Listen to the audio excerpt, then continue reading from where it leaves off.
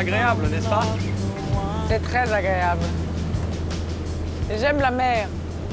Mais vous êtes du Sud? Non, je ne suis pas du Sud, mais ma mère, enfant, quand j'étais enfant, habitait le Sud. Donc quand je la rejoignais, je venais... elle habitait Carqueiranne, à côté de Toulon, entre Hyères et Toulon. Donc j'avais des moments privilégiés où je la retrouvais. Et c'était dans le Midi. Alors j'ai un amour pour le Midi et pour les odeurs et... Voilà, et la nourriture aussi du Midi. Je suis quelqu'un du Sud, hein, cela dit. Je suis née à Paris, mais mon cœur est dans le Sud. Ça représente quoi pour vous de représenter Chanel? Mais c'est devenu une chose maintenant tellement naturelle pour moi, parce que je connais tout le monde, parce que je sais comment ils travaillent, parce que je sais comment les parfums sont faits, que je suis allée des dizaines de fois dans les champs de fleurs, ramasser des fleurs, voir comment on fait les parfums, les cosmétiques, les sacs, Voilà, donc... Je circule maintenant dans cette maison comme si c'était un peu chez moi. Est-ce que vous vous sentez proche de Coco Chanel? Une des raisons pour lesquelles j'ai choisi Chanel, c'était ce caractère indomptable, féministe, insupportable et autoritaire et courageuse et aventurière de Chanel, oui. Surtout pour une femme à cette époque-là. Et plus on apprend sur elle, plus on lit sur elle, plus elle est passionnante et amusante. Et donc... moi, je suis contente que ça soit elle, c'est sûr. Vous pouvez imaginer ce que c'était pour une femme à l'époque de travailler, de créer une société, ce qui était impensable, et d'avoir le respect en même temps. Donc, on ne pouvait pas le faire avec une certaine douceur. Je pense qu'il fallait une force, une volonté, une fermeté pour pouvoir le faire à l'époque exceptionnelle. Aujourd'hui, il y a Carole Bouquet, l'actrice, il y a Carole Bouquet, l'ambassadrice de Chanel, mais il y a aussi Carole Bouquet, l'action humanitaire.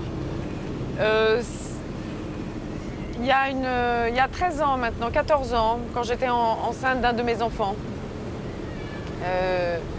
j'ai commencé à vouloir travailler pour des associations qui, je pensais aller dans le tiers-monde, c'est-à-dire des enfants qui mouraient de famine, de rougeole, d'enfants victimes de la misère ou de la maltraitance, mais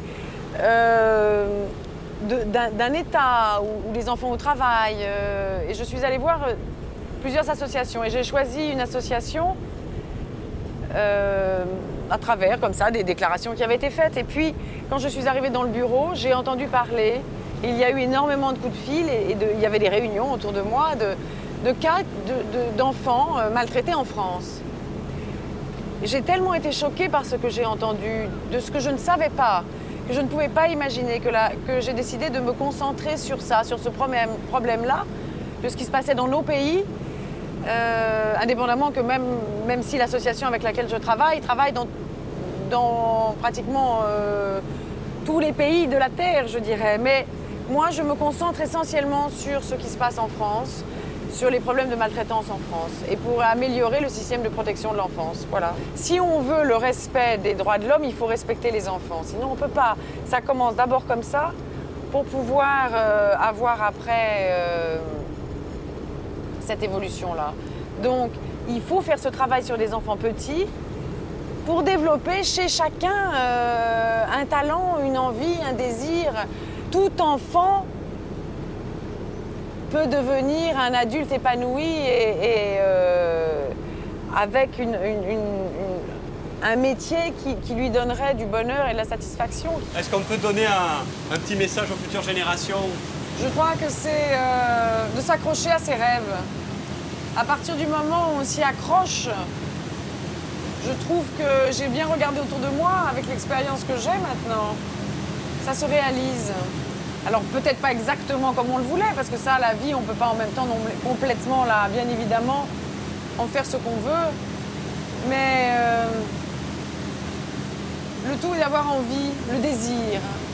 Et si on s'accroche à son désir, en général, ça marche. Oh my sweet sister, do what have I done? All my life I've only loved the one. I was taught to be tolerant and pain. I was taught a million things I can't must have been the hatred